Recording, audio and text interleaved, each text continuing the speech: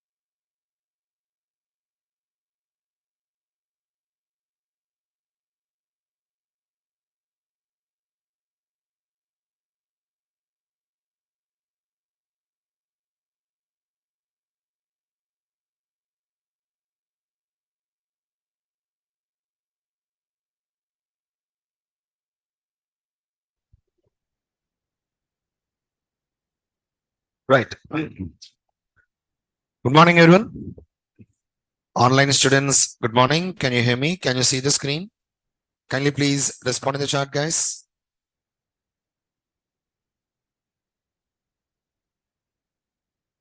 Online students, please check.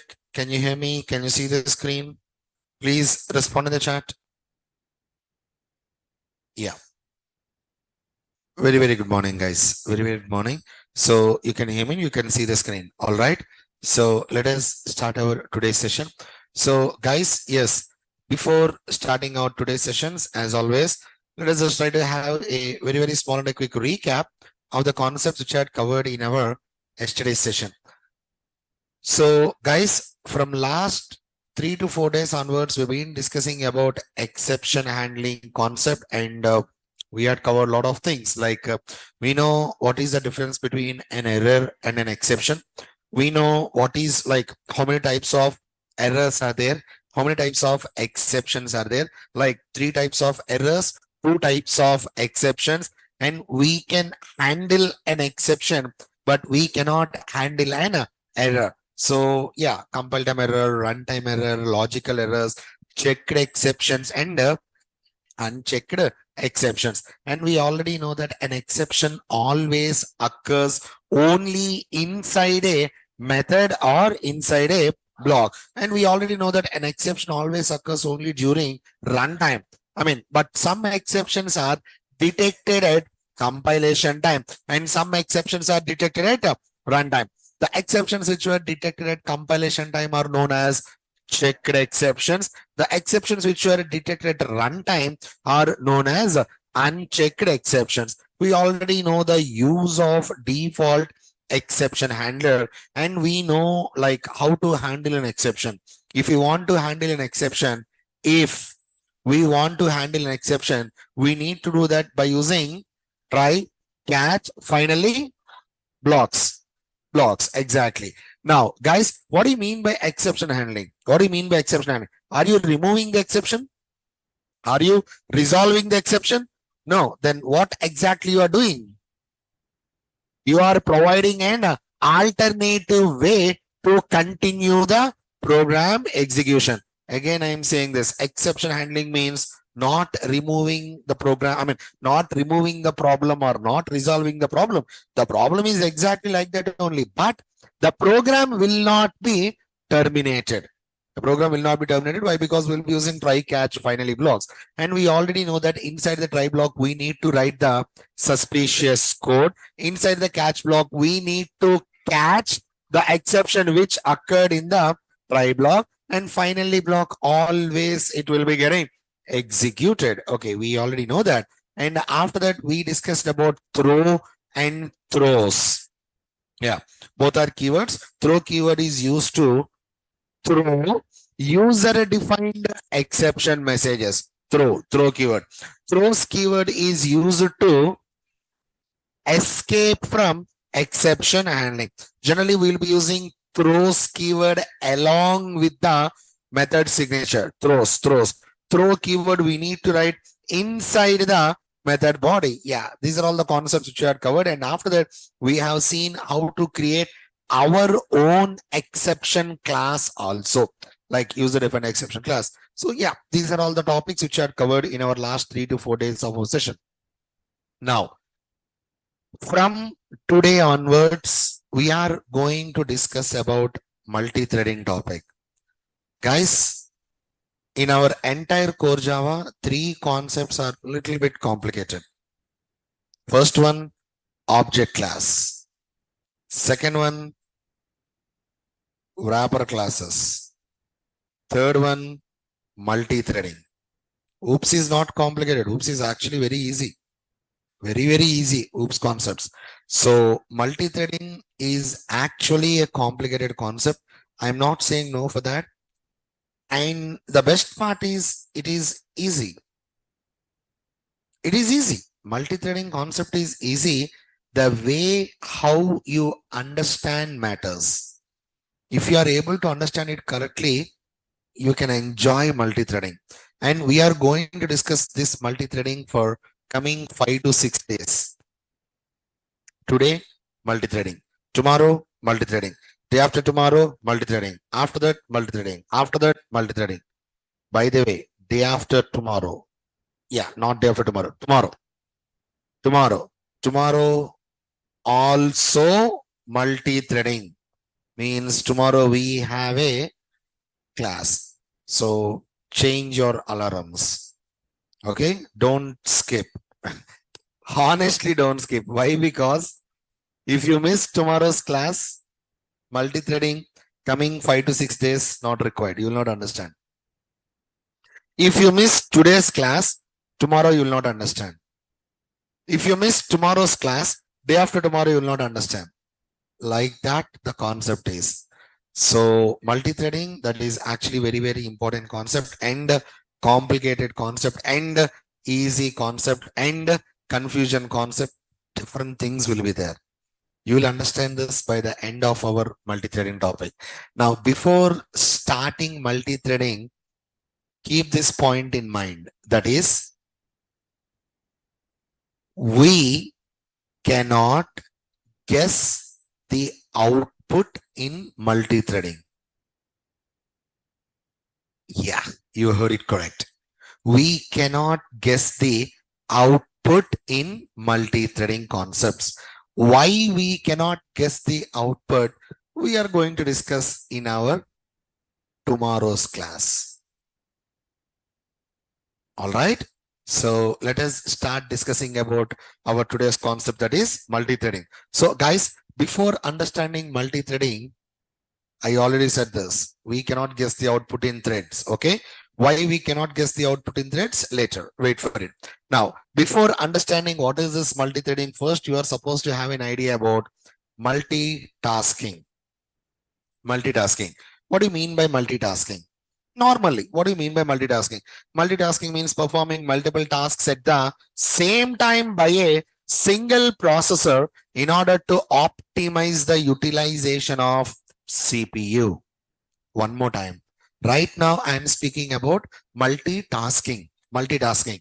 What do you mean by multitasking? Concentrate. Concentrate. What do you mean by multitasking? Multitasking means performing multiple tasks simultaneously at the same time by a single processor. For example, I can chat, I can do WhatsApp chat, two chats, for example, simultaneously at the same time. For example, I can chat with my wife and I can chat with my mother. Come on, guys. You understand the point here? I can chat with two persons at the same time. Multitasking. Or else in your mobile, you are having an option like split screen.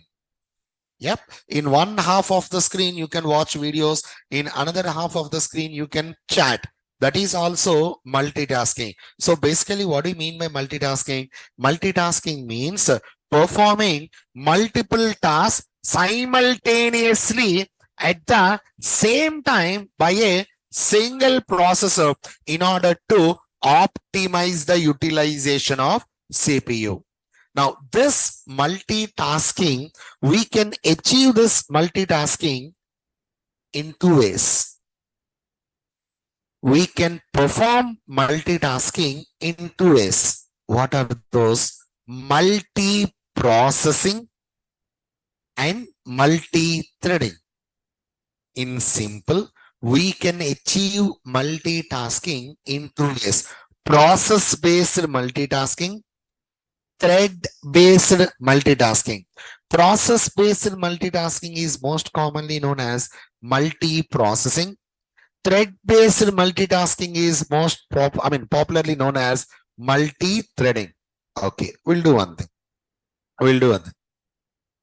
But Neeraj, you're saying, sir, you told that if you take class on Sunday, madam will leave you.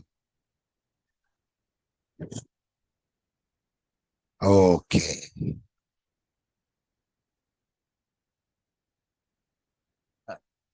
Right.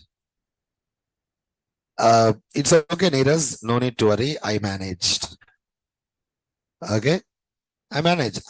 said that tomorrow I'm going to prepare food for her. So fine. She got convinced. Okay, Niraj. But anyway, thank you. Thank you for that. All right, guys. So come on. My students are remembering each and everything what I am saying. That is good. That is good. Okay. Now let us just a second. Let me go with our multitasking. MULTI multitasking. Okay. Now, yeah. What do you mean by multitasking? Just a second. Multitasking. Performing multiple tasks simultaneously at the same time by a single processor in order to optimize the utilization of CPU. Multitasking means, or else we'll do one thing. It is a process of performing multiple tasks simultaneously at the same time by a single processor in order to optimize the utilization of CPU. That is actually known as multitasking. Okay. All right. All right. Now, just a second. Okay. Now, so yeah, in how many ways we can achieve this multitasking? MULTI multitasking. Okay. We can achieve multitasking in two ways. What are those? Process-based multitasking. Process-based multitasking. Process-based multitasking. Just a second. Okay. Process-based multitasking and thread-based multitasking. Thread. THREAD. Thread-based multitasking. As simple as this. Okay. Just let me try to keep it like this. So we can achieve multitasking in two ways. Process-based multitasking and thread-based multitasking. Process-based multitasking is most commonly known as multiprocessing. Multiprocessing and thread-based multitasking is most commonly known as multi-threading. Multi-threading, as simple as this. So yeah, first things first, we know what is multitasking. Multitasking means performing multiple tasks simultaneously at the same time by a single processor in order to optimize the utilization of CPU. And we know that, like, if you want to achieve multitasking, in how many ways we can achieve multitasking? Two ways. What are those? Process-based multitasking and thread-based multitasking. Process-based multitasking is most commonly known as multi-processing. Thread-based multitasking is most commonly known as multi-threading. Now, here the biggest question is, sir, what is a process? You are saying process, okay, but what is a process and what is a thread? Okay, it's a fair question, by the way. Now, guys, listen to this clearly. Process means it's a program. Let me make it simple. Process means nothing but a program. Java program. That's it, not more than that. I'll do one thing. For example, let us think that we are having, okay, for example, I'm having some tasks. Okay, just a sec. Okay, now I'm having some tasks. TASK task 1, TASK task 2, TASK task 3. Let us think that I am having 3 tasks. Okay. Let's consider that I'm having 3 tasks. Okay. Now copy and paste 3 tasks. Now what I'm going to do here is, here I'm going to give an example for multiprocessing. This is, let us consider that this as an example for multiprocessing. Just a second. Okay. And this as an example for multi-threading. Okay. Now I'm having three tasks. Task 1, task 2, task 3 means I want to perform multitasking. You already know what is multitasking. Multitasking means performing multiple tasks simultaneously at the same time by a single processor. Okay. Now, what if I want to perform these three tasks by using multiprocessing and these three tasks by using multi-threading? All right. So first things first, let me just try to process process 1. I'm having process 1. Okay. And after that, process 2, and after that, process 3. This is process 2, and this is process 3. Let me just try to write it like this. This is process 1. This is process 2. And this is process 3. Process 1 will take care of task 1. Process 2 will take care of task 2. Process 3 will complete task 3. Just like that. And just for our understanding purpose, let us think that the address location for process 1 is something like 327. Address location for process 1 is 327. Address location for process 2 is something like 857. Address location for process 3 is something like 586. Just some address locations. Are you understanding the point here, guys? So right now, what is happening here? I'm having three tasks: task 1, task 2, task 3.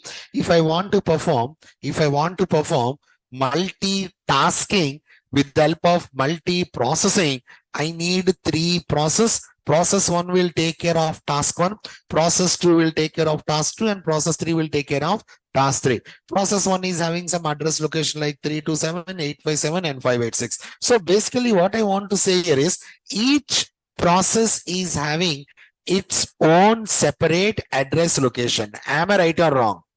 So in order to complete three tasks, we need three different processes.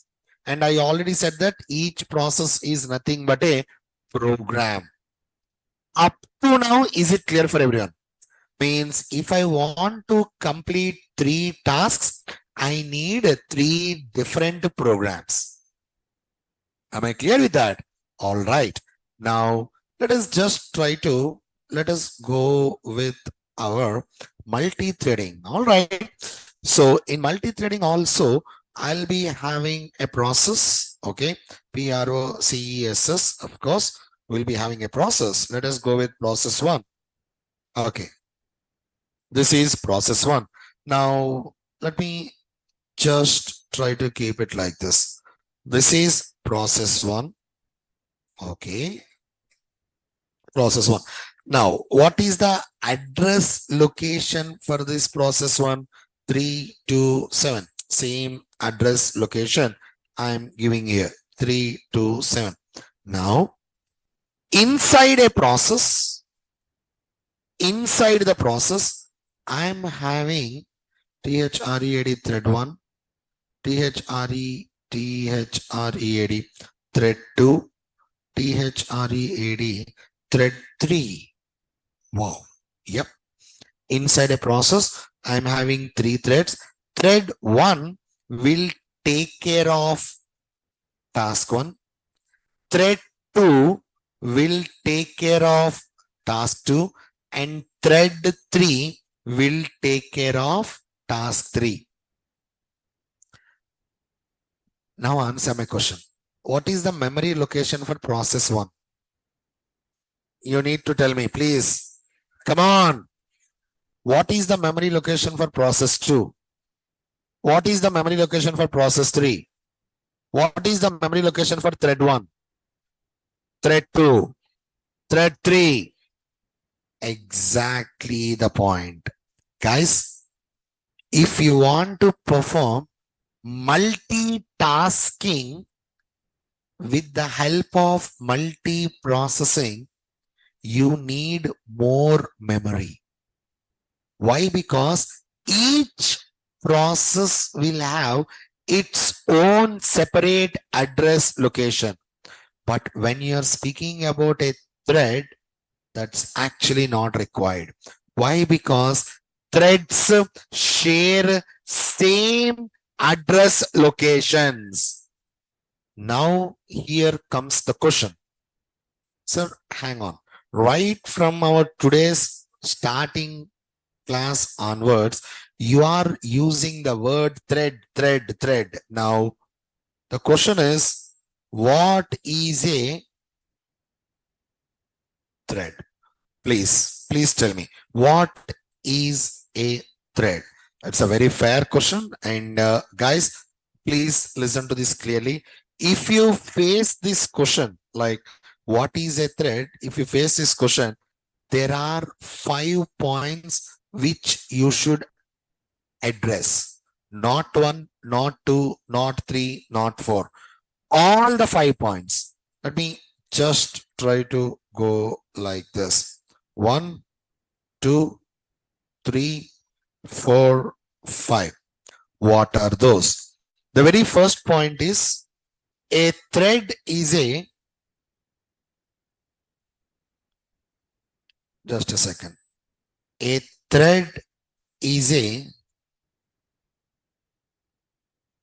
smallest unit of a process.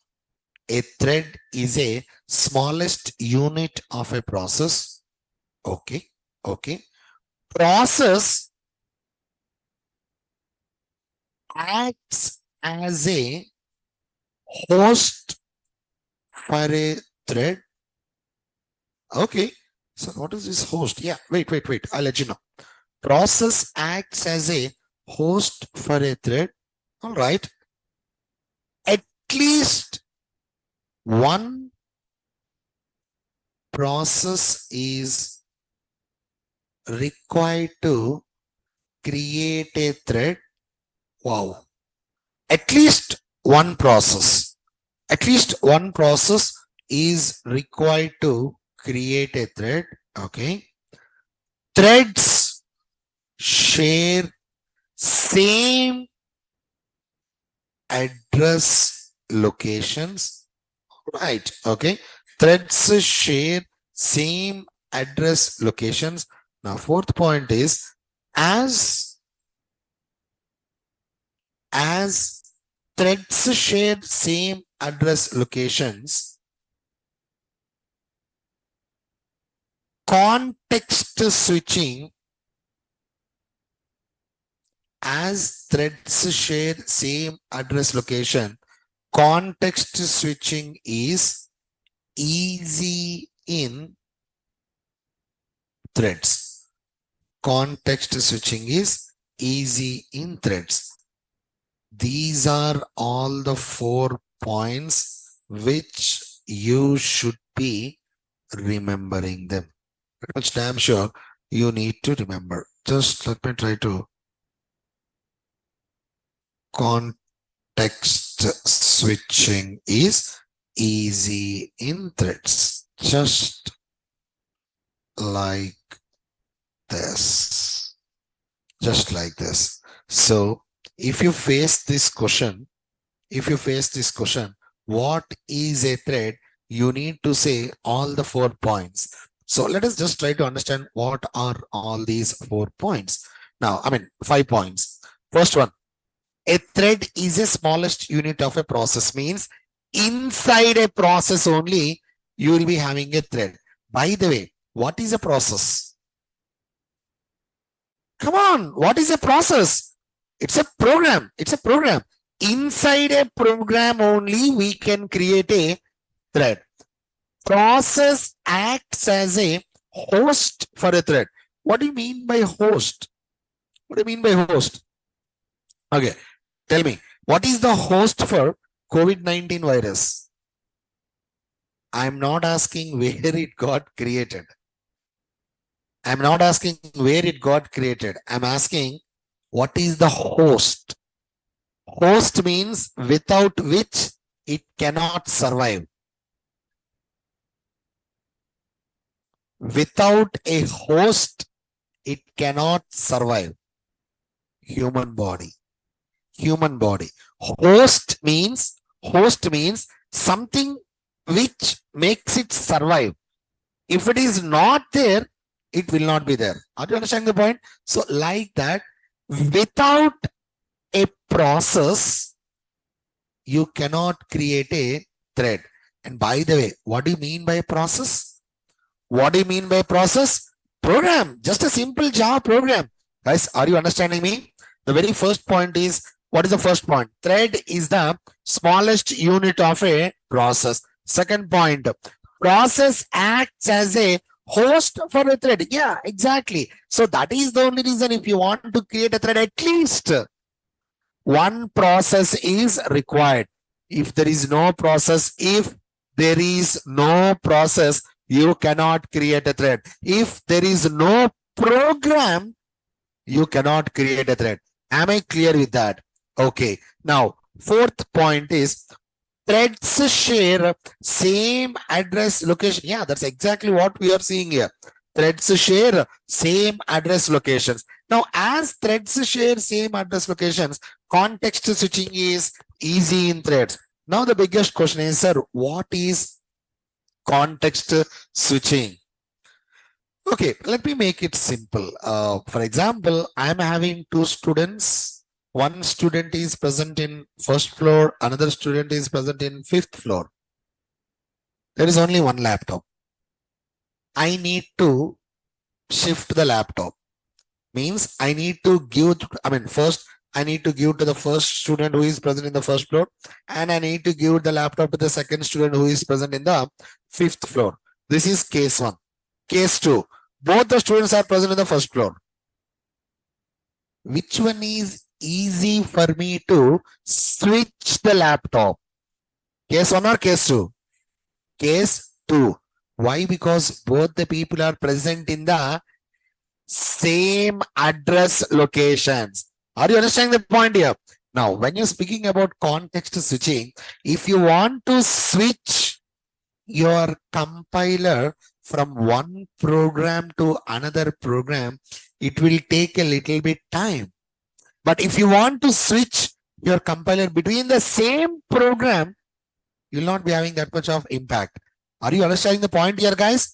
Why? Because as threads share same address locations, we can easily switch our compile from one thread to another thread. This particular process is known as context switching. Am I clear with that? Respond. Online students, I want you to kindly please respond, guys. Is that clear for you? Online students, please respond. Respond in the chat. Please respond in the chat. Please respond, guys. Please respond.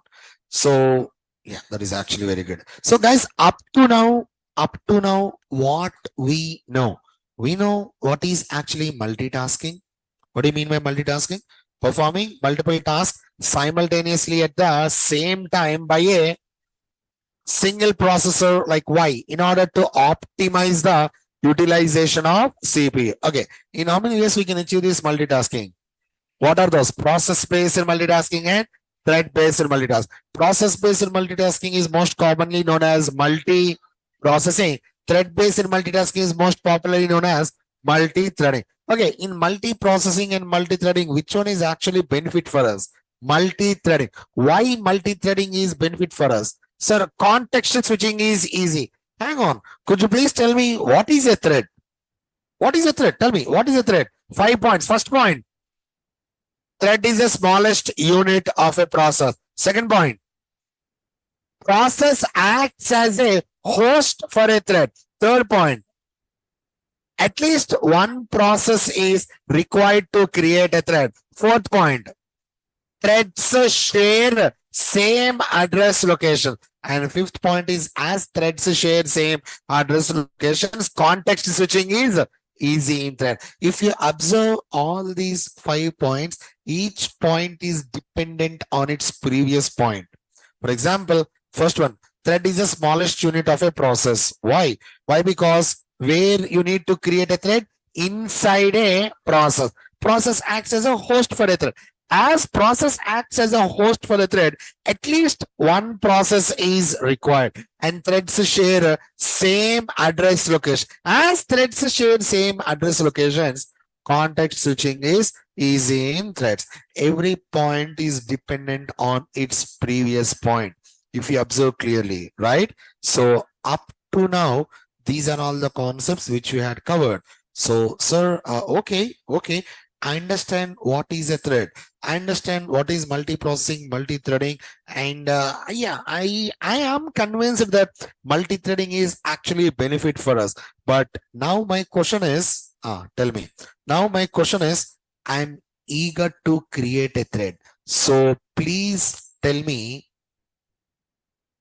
The question is, please tell me how to tell me how to create a thread.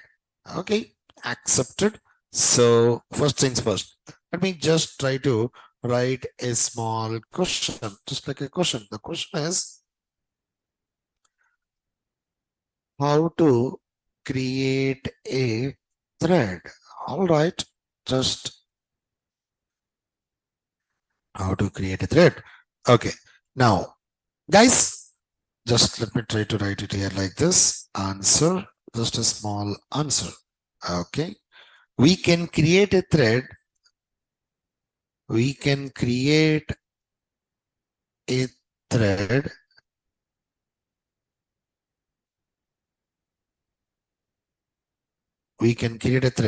in below mentioned two ways. We can create a thread in below mentioned two ways. So tell me in how many ways we can create a thread. Come on. Okay, that is absolutely correct. Let me just try to keep it like this. We can create a thread in two ways. What are those? First one is by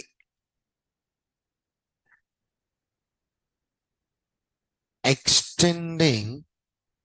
First one is by extending thread class. By extending thread class. Second one is by implementing runnable interface. Yep, two ways. First one is by extending thread class. Second one is by implementing runnable interface. Actually, you already came across this runnable interface. We already came across this runnable interface. When we came across this runnable interface, runnable interface is a functional interface. What do you mean by functional interface? Which is having only one abstract method. Yes. Okay. Now runnable interface. Now here I just want to say one small point, that is both thread class and runnable interface are present inside a java.lang package. Both thread class and runnable interface are present inside java.lang package. So no need to, tell me, no need to import. Why? Because you already know that inside every Java program, by default, which package will be imported? Java.lang package. Okay. The program, the concept is getting a little bit more interesting. So yeah, how to create a thread in two ways. What are those? By extending. Guys, seriously, you need to respond by extending. Second one is by implementing. And we already know that runnable is a which interface? Functional interface. And both thread class and runnable interface, both are present in which package? Java.lang package. Okay, both are present inside Java.lang package. Okay, now the question is not exactly the question, just a small note point, just a very simple note point. NOTE. Note point is NOTE. Note. Okay, now what is it? Note point is whenever we are starting a thread. Just a second.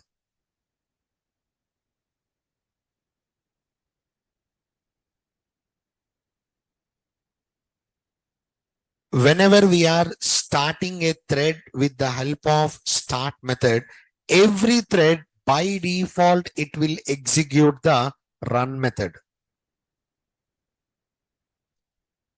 What is the point?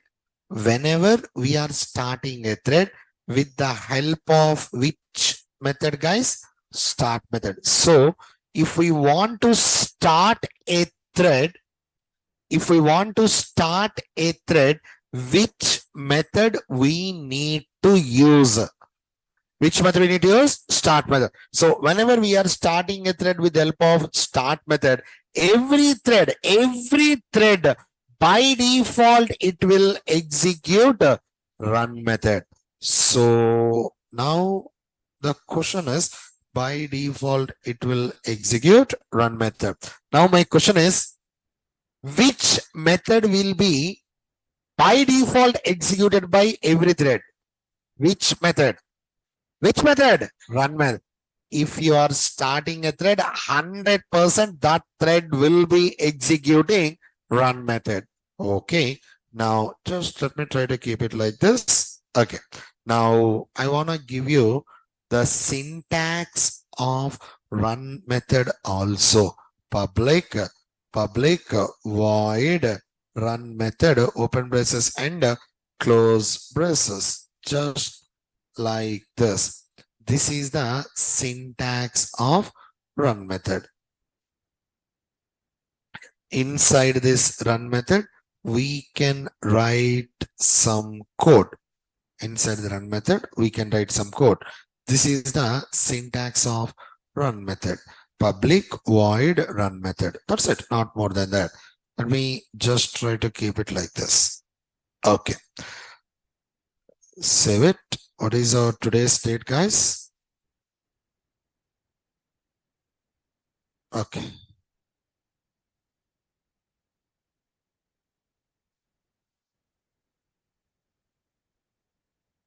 Okay. Let me just try to save it, close it, and open it for one more time. So, guys, up to now, what we know about threads. First things first, before discussing anything about threads, first we are supposed to have an idea about multitasking. Like why we need to use threads. We need to use threads. Why? Because if we want to achieve multitasking, hang on. What do you mean by multitasking? Multitasking means performing multiple tasks simultaneously at the same time by a single processor in order to optimize the utilization of CPU. Yeah, we already know what is multitasking. In how many ways we can achieve multitasking? 2 ways. What are those? Process-based multitasking and thread-based multitasking. Okay, which one is actually benefit for us? I mean, process-based or thread-based? Thread-based. Process-based multitasking is also known as multi-processing. Thread-based multitasking is also known as multi-threading. Okay, why multi-threading is actually benefit for us? Why? Because threads share same address location. Hang on, could you please tell me what is a thread? Sir, thread is a smallest unit of a process. Okay, where we can write a thread inside a process. Like process acts as a host for a thread. At least one process is required to create a thread. And please tell me, next point. Threads share same address locations. As threads share same address location, context switching is easy in thread. Now, please tell me in how many ways we can create a thread. 2 ways. What are those? By extending which class? Thread class. Second one is by implementing. Hang on. Why I'm using the word implements? Why I'm using the word implements? It is an interface. Did you remember this? When we discussed about interfaces, I told you if you want to inherit an interface into a class, which keyword we need to use? For example, if I want to inherit a class into a class, tell me, interface into a class. Come on. Interface into an interface. Class into an interface. That is invalid. You already know that, right? Yeah, we need to use either extending thread class or implementing runnable interface. And you already know that runnable is a functional interface. What do you mean by functional interface? Which is having only one abstract method. And the abstract method present in the runnable interface is public void run method. Run method is an abstract method present inside the runnable interface. Now, please tell me, if you want to start a thread, which method we need to use? Come on. Whenever you are starting a thread, internally it is going to call, come on, run method. Am I clear with that? Kindly please have this in your notes, please. First, have this in your notes. Go ahead. Go ahead.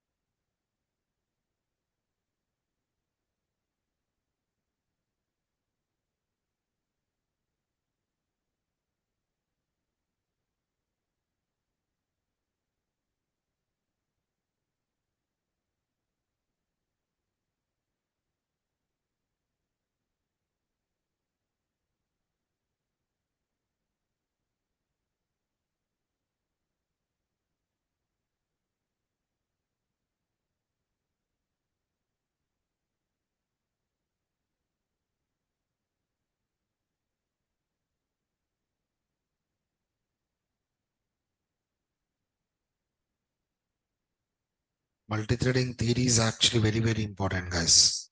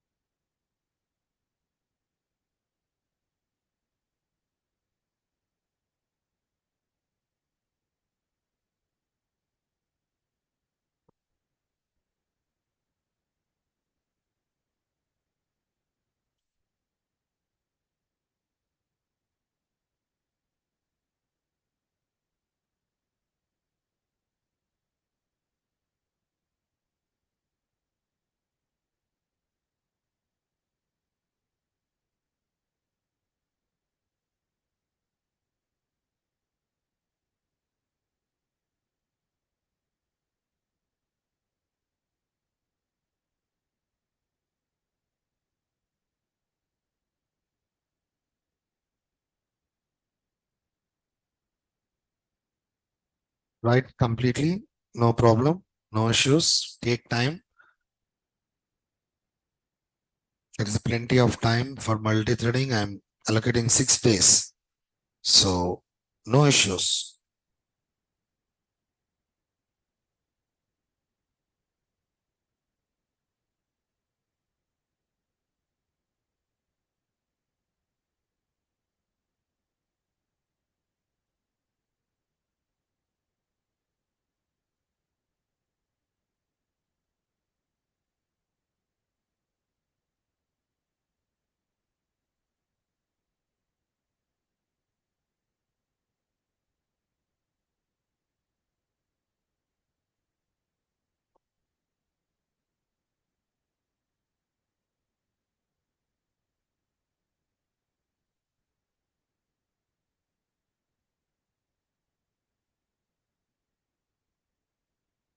Yeah, Sai, you can go. No problem.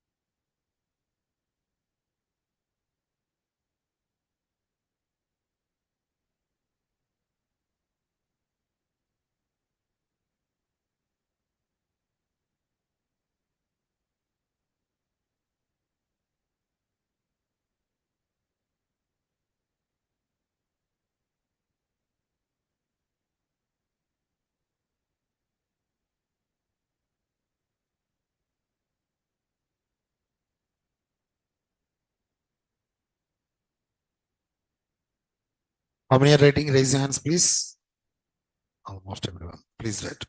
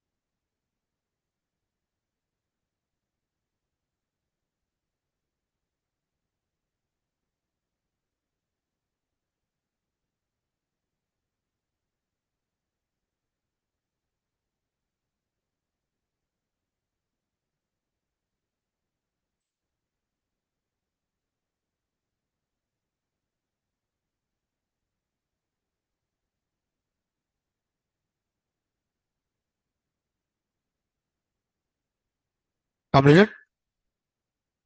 Right. One last minute.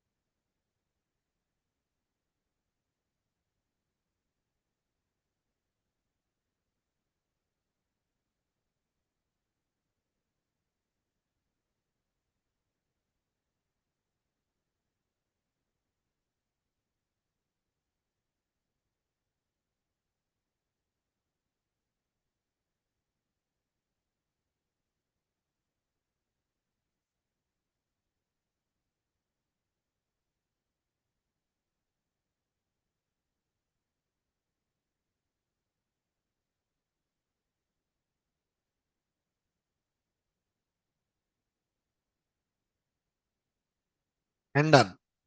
Okay. I believe it's complete, guys, for everyone.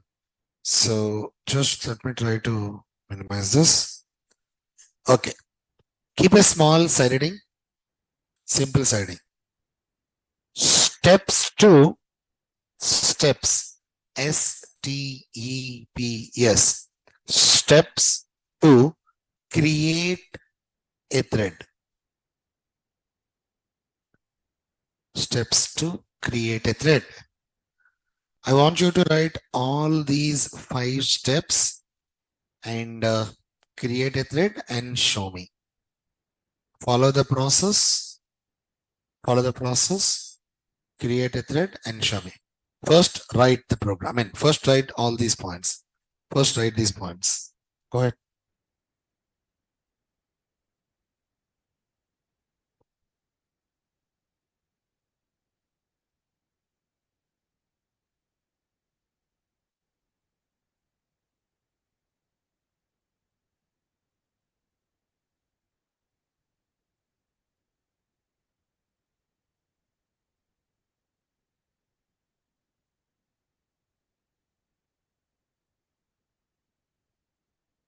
Write all these 5 points.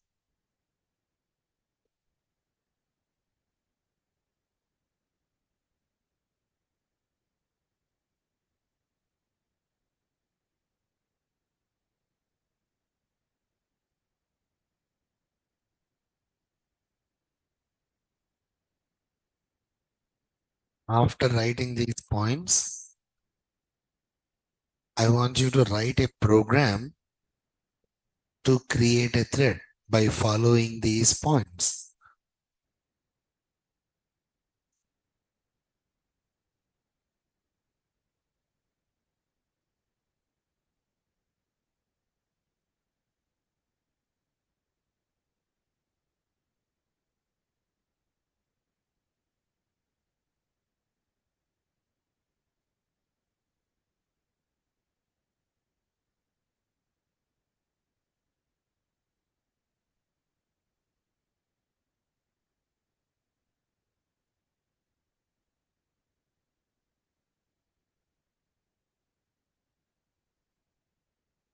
Write the points, write the points.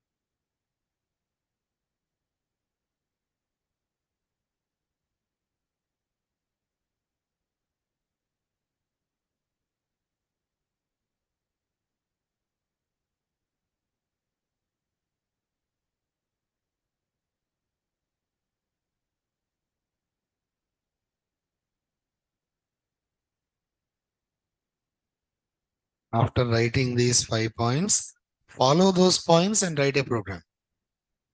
Just try first, try. Just try first. After that, we'll discuss.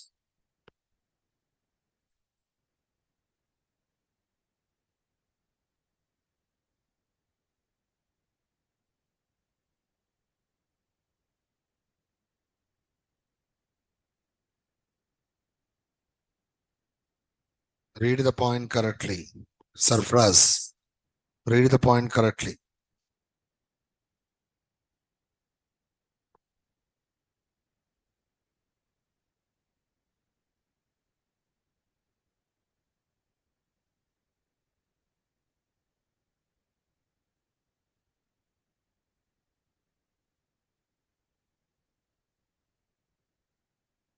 You try first, you try. I'm giving you 4 minutes. Make it 3 minutes. I'm giving you 3 minutes time. Just try first.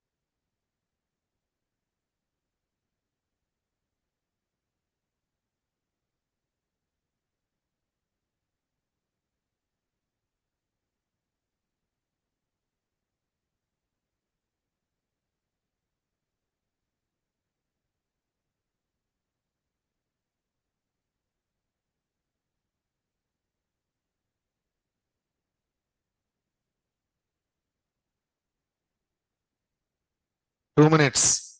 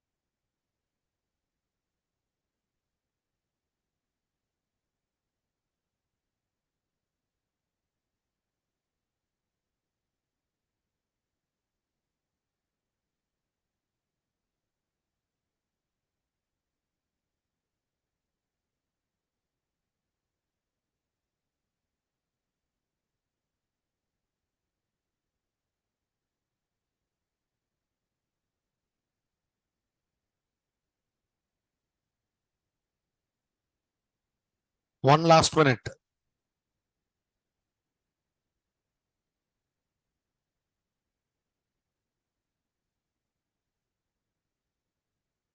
Guys, there is a reason why I gave you time. There is a reason. You'll think about the point. That's exactly what I need. 15 seconds.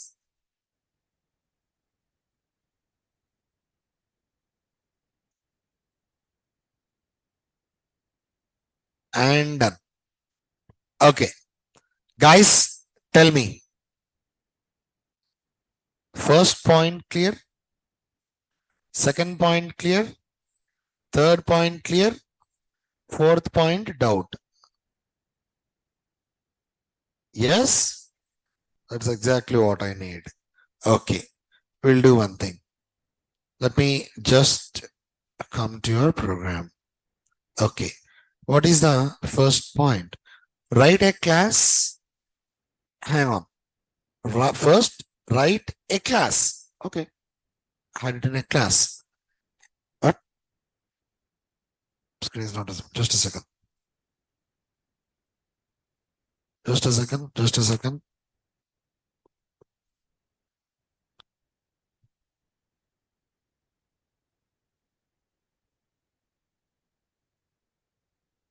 Just a second.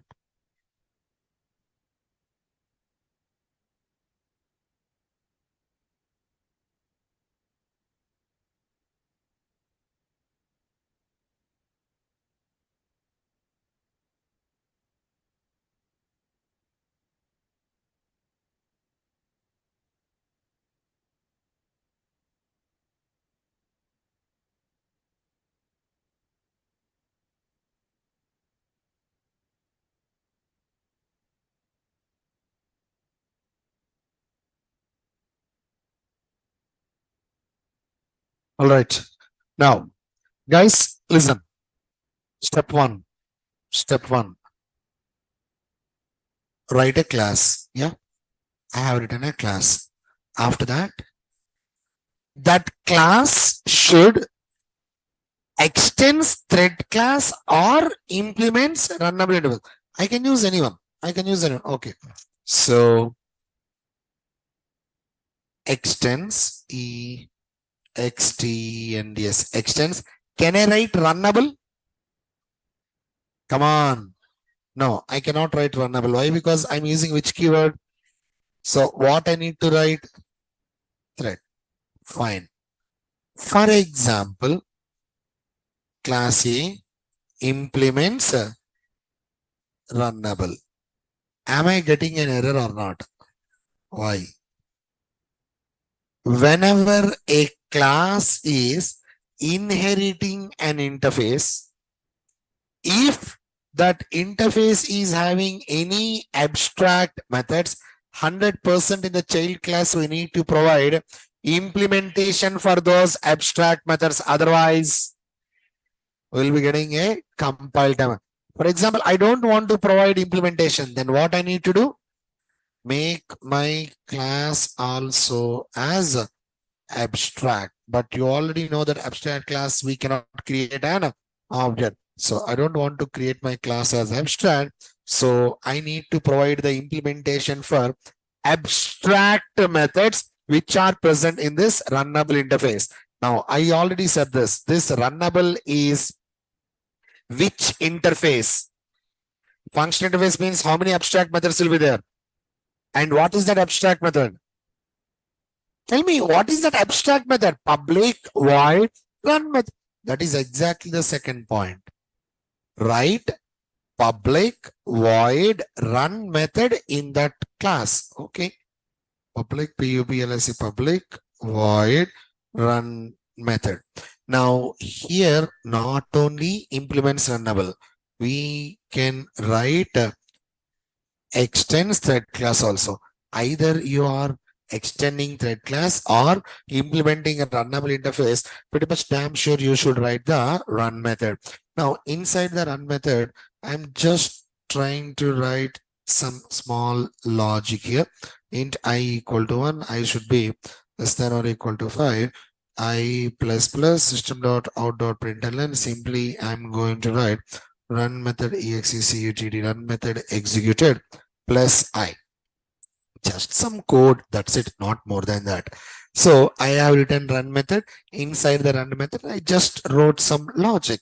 Sir, is it mandatory that you need to write a for loop inside the run method? No, it's not. I can write any code.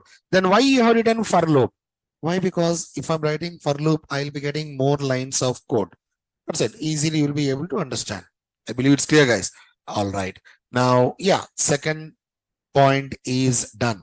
First point, write a class that extends thread class, completed, and write public void run method in that class. And we already know that this is the by default, like this run method is by default executed by every thread. Yes or no here? Okay, now coming back, create an object to that class where inside the main method. Okay, first let me go to the main method, please. Main method, I need to create an object for my class. Okay, new class A, just like this. Okay, equal to AOBJ belongs to, I had created an object. Okay, now next point is create a thread class object. Hang on. This is two-way point. In this one point, there are two things which we need to do. What is the first thing? Create a thread class object. Okay, no issues. Please tell me the code to create a thread class object. New THREAD thread. That's it. If I ask you to create a class B object, what you will do? New class B. If I ask you to create an object for class C, what you are going to do? New class C. Right now I'm asking you to create an object for thread class. Okay, new thread. And now I'm just trying to give a reference. T belongs to thread class. All right, I had to create an object for my thread class. Now the next point, attach it to your class object. Sir, how to do this? Simply pass your class object as a parameter for your thread class constructor. Pass your class object as a parameter for thread class object. That's it. Not more than that. Done. Completed. Okay. Now, please tell me what is the last point. Start running the. Do you know how to start a thread? Do you know how to start a thread? Which method we need to use? Which method? Start method is present in. Start method is present in thread class.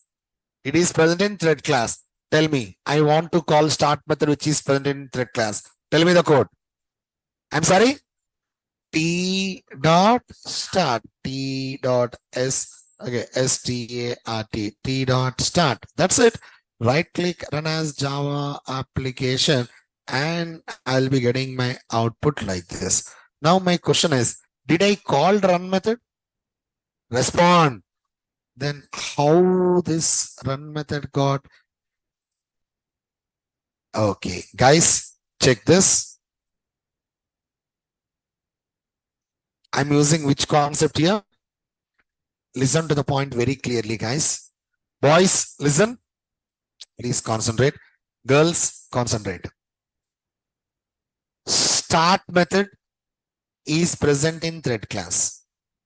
Run method is also present in thread class. Whenever we are starting a thread by using start method, it will internally call the run method which is present in thread class. Listen to the point very clearly. Whenever we are starting a thread with the help of which method? Come on. Start method, it will internally call the run method which is present in thread class. 100%. 100% run method will be getting executed. But in our program, what we are doing, we are trying to override the run method which is present in thread class. So instead of thread class run method, which class run method will be getting executed? Class A run method will be getting executed. Did you understand the point here?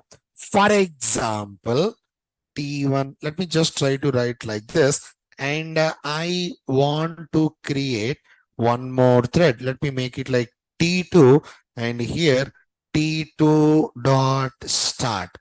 T2 dot start. Now answer my question. In my program, I am having two threads, T1 and T2. Am I right or wrong? Respond. Now, in line number 20, I'm calling start method. I'm calling start method. Now, listen to my question correctly and then answer. When I'm calling start method, run method will be executed or not? Wait. I'm not asking which class run method. I'm not asking which class run method. I'm just asking right now, when I'm starting a thread, run method will be executed or not? Yes or no? Yes or no? Which class run method? Which class run method? Thread class. Okay, right click, run as Java application. Am I getting this run method in my output? No. Why? Because I did not attach my class object. Do you understand the point here, guys? If you are attaching your class object, then what actually happens? The run method which you have written in your program will be getting executed. For example, okay, right now, guys, please answer my question. Right now, in my program, I'm having two threads. What are those? Respond. T1 and T2. Which thread I am starting? Which thread I am starting? T1 thread I am starting. Run method will be executed or not? Executed or not? Which class run method? Class A run method. Why? Because we are attaching our class A object. Am I clear with that? Guys, whenever you are starting a thread, every thread by default, it should execute the run method present in thread class. It should execute. It will execute. But if you are attaching your class object instead of thread class run method, your class A run method will be getting executed. Why? Because we are using method overriding concept. You are calling parent class method, but child class method will be getting executed. Am I clear with that? Now here, I just have one more small doubt. T1 dot run. Okay. Now answer my question. T1 dot run. Tell me, what is happening in line number 18? I'm calling present in, come on, present in thread class. So which class run method will be getting executed? Thread class run method or class A run method? Right click, run as Java application. Of course, I'm getting exactly the same output. Now my question is, sir, if we are using T1 dot start also, we are getting exactly the same output. If we are using T1 dot run also, we are getting exactly the same output. Then what is the difference between start and run? Okay, that's a fair question. Now please answer my question. T2 dot start. T2 dot start. Run method will be executed or not? Come on. Which class run method? Thread class run method. Okay. So right now T2 dot run. Tell me, run method will be executed or not? Which class run method? Thread class run method. So the question is, what is the difference between T1 dot start, T1 dot run, T2 dot start, T2 dot run? Okay. No. Both are not same. Completely different. Now let's see what actually happens. Whenever we are calling T1 dot start, means like this. Every time we'll do one thing. Whenever we are calling, we are calling T1 dot start. A new thread will be created, and that new thread is responsible for running the run method which is present in class A.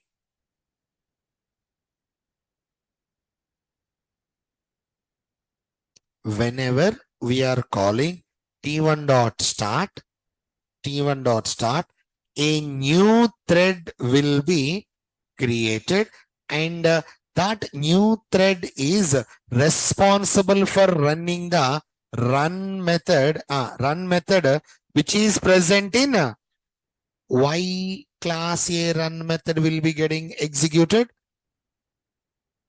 because of method overriding. Am I clear with that? Okay. Now, what about T1 dot run? Okay. T1 dot run. Whenever we are calling T1 dot run, no new thread will be created. No new thread will be getting created. Run method, which is present in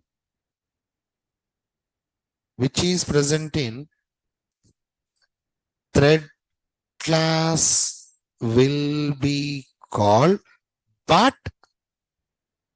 we'll do one thing. Whenever we are calling T1.run, no new thread will be created. We'll do one thing. No new thread will be created. We are calling run method just like a normal method call. We are calling run method just like a normal method call. But as we are using method overriding, instead of thread class run method, class A run method will be executed. So what is the difference between T1 dot start and T1 dot run? Simple. Whenever you are using T1 dot start, pretty much damn sure a new thread will be created, and that thread is responsible for running the run method which is present in class A. Why? Because we are using which concept? Method overriding. Now, whenever we're using T1 dot run, no new thread will be created. We are just calling like a normal method call. We are trying to call a method which is present in thread class. But which method will be getting executed? Class A method will be getting executed. Why? Because we are using method overriding concept. Am I clear with that? Respond? All right. Now, what about T2 dot start? Okay. Guys, please, T2 dot start. Whenever we are calling T2 dot start, a new thread will be created, and that new thread is responsible for running the run method which is present in, tell me. That is absolutely correct. Which is present in thread class. Just let me try to go like this. Okay. Now, what about T2 dot run? T2 dot run. Whenever we are calling T2 dot run, no new thread will be created. We are calling run method just like a normal method call. Just like a normal method call. We are calling run method present in, tell me, thread class, just like a normal method call. That's it. Not more than that. I'll do one thing. Just let me try to copy it, and I'll keep it like this so that it will be easy for you to understand.